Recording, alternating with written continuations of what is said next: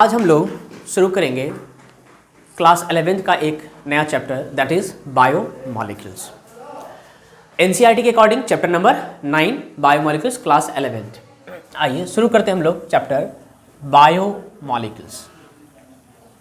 Biomolecules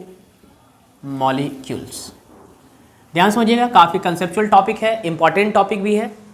चलिए शुरू करते हैं बायोमॉलिक्यूल। सबसे पहले हम जरा इस टर्म को समझें कि बायोमॉलिक्यूल शब्द का मीनिंग क्या है, इस शब्द का लिटरल मीनिंग क्या है। जब हम इस शब्द को ध्यान से जब देखते हैं तो इसके अंदर आपको दो टर्म्स देख रहे हैं।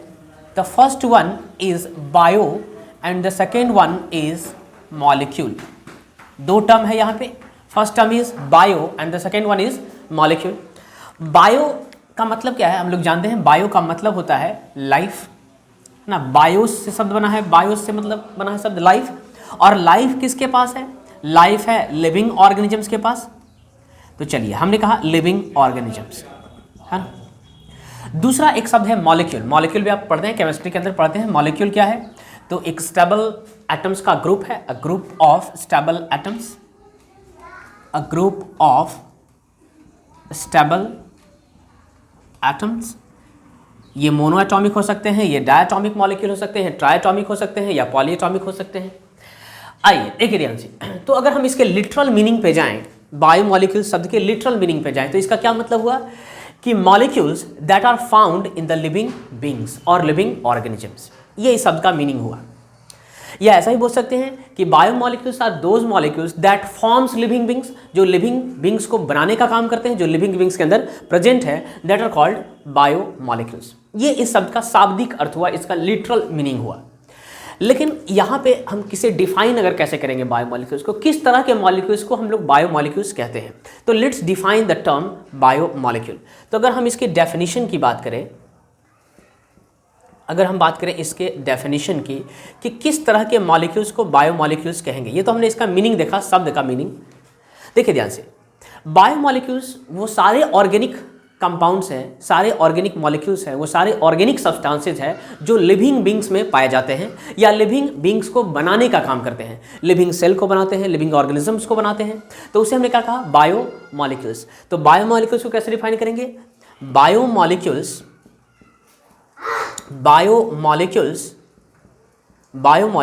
are the organic substances.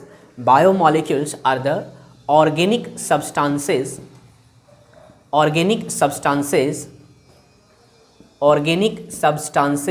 या बोल सकते हैं molecules, organic substances और molecules that are found in living beings, जो लिविंग बींग्स में पाए जाते हैं ऑर्गेनिक मॉलिक्यूल्स, उसे ही क्या कहेंगे हम लोग? बायोमॉलिक्यूल्स। फिर से देखते ध्यान से, मैंने क्या कहा? Biomolecules are the organic substances. इस पॉइंट पे ध्यान देना है। बायोमॉलिक्यूल्स कैसे सब्सटेंस है? ऑर्गेनिक सब्सटेंसेज है जो कि लिविंग बींग्स में पाए जाते हैं या लिविंग बींग्स को फॉर्म करते हैं, उसे हमने कहा बायोमॉलिक्यूल्स। बायोमॉलिक्यूल्स की जब बात होगी तो बायोमॉलिक्यूल्स के अंदर हम लोग बात कर रहे होंगे ऑर्गेनिक सब्सटेंस की। बायोमॉलिक्यूल जब भी होगा तो ऑर्गेनिक सब्सटेंस होगा जो कहाँ पाया जाएगा? जो लिविंग बीइंग्स में पाया जा रहा है, जो लिविंग ऑर्गेनिजम्स में पाया जा रहा है या जो लिविंग बीइंग्स को बनाने का काम कर रहा है, उसे हमने क्या कहा है? बायोमॉलिक्यूल्स। आई होप कि शब्द बायोमॉलिक्यूल्स क्लियर हो गया होगा। तो biomolecules are the organic substances found in living beings. Clear है? चलिए अब आगे बढ़ते हैं। जब हम इस चैप्टर को पढ़ेंगे तो इस चैप्टर में हम बायोमॉलिक्यूल्स में किन किन सब्सटेंसेस के बारे में पढ़ रहे होंगे, जरा समझिएगा ध्यान से उसको। इस चैप्टर के अंदर बायोमॉलिक्यूल्स वाले टॉपिक में आपको पढ़ना है किसके बारे में? बायोमॉलिक्यूल्स वाले टॉपिक में इस चैप्टर के अंदर आपको पढ़ना है कार्बोहाइड्रेट्स के बारे में। आपको पढ़ना है कार्बोहाइड्रेट्स के बारे में। इस चैप्टर के अंदर आप कार्बोहाइड्रेट्स के बारे में पढ़ेंगे, समझेंगे कि कार्बोहाइड्रेट्स क्या होते हैं। तो कार्बोहाइड्रेट्स के बारे में पढ़ना है इस चैप्टर के अंदर। इस चैप्टर के अंदर आपको पढ़ना है प्रोटीन के बारे में। इस चैप्टर के अंदर आपको पढ़ना है लिपिड्स के बारे में, एंजाइम्स के बारे में, न्यूक्लिक एसिड के बारे में, न्यूक्लिक एसिड्स क्या है आप जानते ही हैं, डीएनए एंड आरएनए। इसको डिटेल में समझना है हमें कि डीएनए क्या है, आरएनए क्या है, इसका केमिकल कंपोजिशन क्या है, इन सारे सब्सटेंसेस को हम लोग डिस्कस करते हैं इन द चैप्टर बायोमॉलिक्यूल्स। लेकिन इन सबको तो पढ़ेंगे ही वन बाय वन, सारे को डिटेल से पढ़ना है। लेकिन हमने कहा कि बायोमॉलिक्यूल्स तो ऑर्गेनिक सब्सटेंसेस है, लेकिन लिविंग ऑर्गेनिजम्स के अंदर सिर्फ ऑर्गेनिक सब्सटेंस ही तो नहीं पाया जाता। लिविंग ऑर्गेनिजम्स के अंदर सिर्फ लिविंग सब्सटेंस ही तो नहीं पाया जाता, कुछ इनऑर्गेनिक सब्सटेंसेस भी है, जैसे वाटर है, अलग अलग आयंस हैं, ये सब मिलकर किसको बनाते हैं, लिविंग बींग्स को। तो लिविंग बींग्स के अंदर ऑर्गेनिक सब्सटेंस तो है ही, प्लस बहुत सारे इसके अंदर इनऑर्गेनिक सब्सटेंसेस भी है, इनऑर्गेनिक सब्सटेंसेस भी हैं, और ये सारे ऑर्गेनिक और इनऑर्गेनिक सब्सटेंसेस मिलकर किसको बनाते हैं, लिविंग बींग्स को, लिविंग ऑर्गेनिजम्स को। लेकिन बायोमॉलिक्यूल्स किसे कंसीडर करेंगे, ओनली द ऑर्गेनिक फ्रैक्शन। तो इनऑर्गेनिक सब्सटेंसेस में कहा मैंने क्या क्या आ सकते हैं, इसमें बहुत सारे आयंस आ सकते हैं, बहुत सारे आयंस, जैसे कि अगर बात करें जैसे कि सोडियम आयन है ना, सोडियम Na+ सोडियम आयन है इसके अंदर पोटेशियम हो सकता है, लिविंग बींग्स के अंदर सोडियम है, पोटेशियम है, मैग्नीशियम हो सकता है ना, फॉस्फेट आयन हो सकता है, PO4 2- आयन हो सकता है, सल्फेट आयन हो सकता है, इस तरह से तरह तरह के आयंस हैं। साथ ही साथ इसके अंदर वाटर है, H2O जानते हैं कि जो लिविंग सिस्टम है, अगर हम एक सेल की बात करें तो लिविंग सिस्टम के अंदर, एक लिविंग सेल के अंदर जो 70 to 90% जो उसका वेट है, that is because of water. तो वाटर एक इंपॉर्टेंट कंपोनेंट है सेल का, लिविंग बींग का। तो इन सब से मिलकर क्या बना हुआ है, लिविंग सिस्टम बना हुआ है। लेकिन जब हम बायोमॉलिक्यूल्स की बात करेंगे तो we will talking about the organic fraction of the living beings. Organic compounds क्या होते हैं आप जानते हैं पहले से भी कि organic compounds hydrocarbons and their derivatives, hydrocarbons और उसके डेरिवेटिव्स को ही क्या बोलते हैं, ऑर्गेनिक सब्सटेंस। तो सबसे पहले हम लोग बात करेंगे इस चैप्टर के अंदर केमिकल एनालिसिस के बारे में कि कैसे हम लोग केमिकली इनऑर्गेनिक फ्रैक्शन को और ऑर्गेनिक फ्रैक्शन को, जो बायोमॉलिक्यूलर वाला पार्ट है, उसको कैसे हम लोग सेपरेट कर सकते हैं। पहले जरा इसको समझेंगे। क्लियर है यहाँ तक? मैंने क्या कहा, इस चैप्टर के अंदर को पढ़ना इन्हीं के बारे में है, लेकिन यहाँ पे हम लोग समझेंगे कि ऑर्गेनिक फ्रैक्शन को और इनऑर्गेनिक फ्रैक्शन को हम लोग कैसे सेपरेट करेंगे। तो चलिए जल्दी से इसको, अगर आप चाहें तो इसको नोट डाउन कर सकते हैं, है ना। अब आगे बढ़ते हैं कि हम लोग ऑर्गेनिक फ्रैक्शन को और इनऑर्गेनिक फ्रैक्शन को कैसे सेपरेट करेंगे। आइए जल्दी से आगे बढ़ते हैं।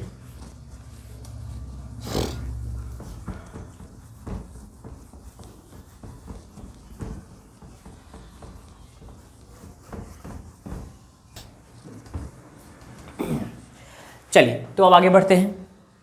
मैंने क्या कहा, biomolecules are the organic component.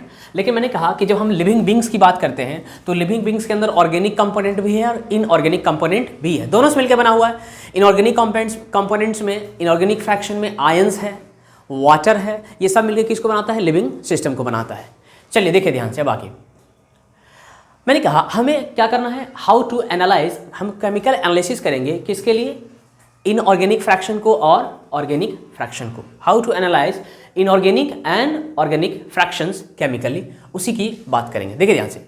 तो सबसे पहले क्या करिए, आप एक लिविंग टिश्यू लें। लिविंग टिश्यू मतलब लिविंग का कोई पार्ट, लिविंग सिस्टम का कोई ऑर्गेनिज्म का कोई पार्ट। तो सबसे पहले हम एक लिविंग टिश्यू लेते हैं।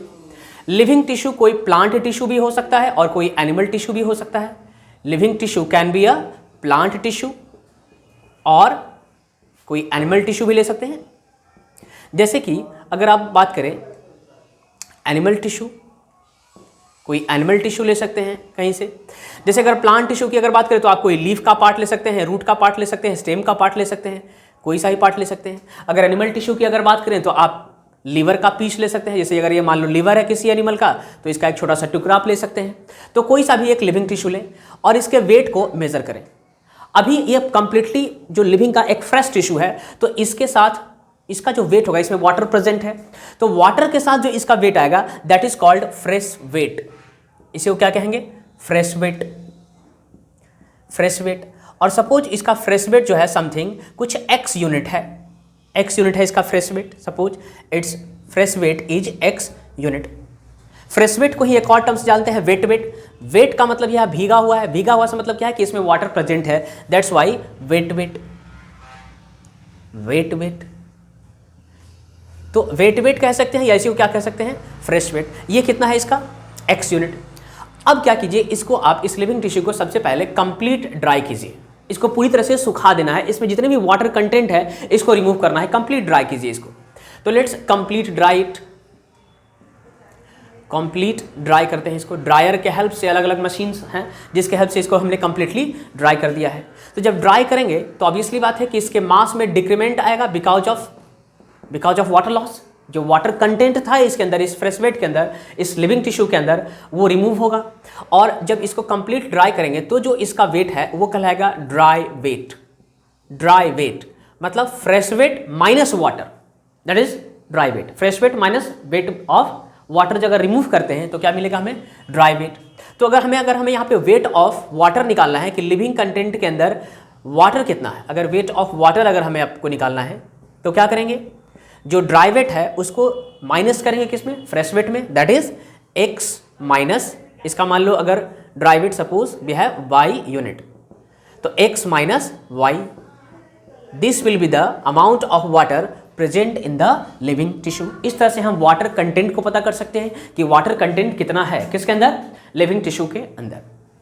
अब ये हमारे पास एक ड्राई वेट है, एक ड्राई टिश्यू है जिसमें वाटर कंटेंट बिल्कुल भी नहीं है, सारे को हमने क्या किया है? रिमूव कर दिया है ड्राई करके।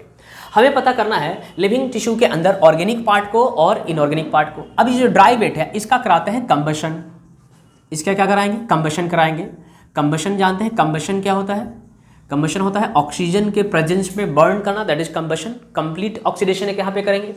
तो जब इसका कंबशन कराएंगे, कंबशन भी एक ऑक्सीडेशन रिएक्शन है, जब इसका कंबशन कराएंगे तो इसके अंदर जो भी ऑर्गेनिक पार्ट होगा, देखिए ध्यान से, इस लिविंग टिश्यू के अंदर ऑर्गेनिक पार्ट भी है और इनऑर्गेनिक पार्ट भी है। तो जो इसके अंदर का ऑर्गेनिक कंटेंट होगा, जो इसके अंदर के ऑर्गेनिक सब्सटेंस होंगे, इनका क्या हो जाएगा? इनका कंबशन होगा। और कंबशन के बाद क्या बन जाएगा? यहाँ पे carbon dioxide plus water plus energy. Energy in the form of heat, light और साउंड, है ना, ये एनर्जी के फॉर्म में यहाँ से रिलीज हो जाएंगे। और जो राख बचेगा हमारे पास, जो बचा हुआ रिमेन वाला पार्ट होगा, जो एस मिलेगा हमें, जो राख बचा हुआ होगा, ये क्या होगा? ये होगा inorganic fraction. Inorganic fraction, this will be the inorganic fraction, या ये होगा इनऑर्गेनिक सब्सटेंस। और ये हमारा ऑर्गेनिक फ्रैक्शन क्या हो चुका है? सब के सब ऑक्सीडाइज हो चुके हैं। इस तरीके से हमने, देखो ध्यान से, हमने पहले क्या किया? हमने लिविंग टिश्यू लिया, इसे कंप्लीटली ड्राई किया है।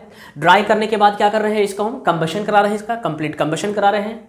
कंबशन कराने के बाद जो ऑर्गेनिक फ्रैक्शन होगा, इसका जो भी ऑर्गेनिक फ्रैक्शन होगा, इसके अंदर जो भी ऑर्गेनिक सब्सटेंसेस होंगे, वो सब के सब क्या हो चुके हैं? ऑक्सीडाइज हो चुके होंगे। और जो बचा हुआ रिमेनिंग पार्ट होगा, जो राख के फॉर्म में हमें मिलेगा, वो क्या होगा? इसका इनऑर्गेनिक फ्रैक्शन। अब इसका मास को हम इजीली मेजर कर सकते हैं। और सपोज जो इसका वेट है, इसको मेजर करने के बाद इसका जो वेट आया है, ये जो इनऑर्गेनिक फ्रैक्शन है, suppose this is Z unit. तो जेड यूनिट क्या हो गया? जेड यूनिट हो गया इनऑर्गेनिक फ्रैक्शन। अब अगर हमें इस लिविंग टिश्यू के अंदर ऑर्गेनिक फ्रैक्शन कितना था, अगर उसका मास कैलकुलेट करना हो, तो मास ऑफ ऑर्गेनिक फ्रैक्शन क्या हो जाएगा? Mass of organic fraction, mass of organic fraction. तो मास ऑफ ऑर्गेनिक फ्रैक्शन को कैसे कैलकुलेट कर सकते हैं? देखिए ध्यान से, जो ये जो वेट है that is inorganic fraction, that is Z unit, और टोटल जो ड्राई वेट था दैट इज वाई यूनिट। तो Y unit minus inorganic fraction that is Z unit, ये जो मास होगा ये किसका होगा? ये होगा ऑर्गेनिक फ्रैक्शंस का। क्लियर है? इस तरीके से हम किसी भी लिविंग टिश्यू के अंदर ऑर्गेनिक कंटेंट और इनऑर्गेनिक कंटेंट को पता कर सकते हैं, उसके प्रोपोर्शन, उसके मास को पता कर सकते हैं।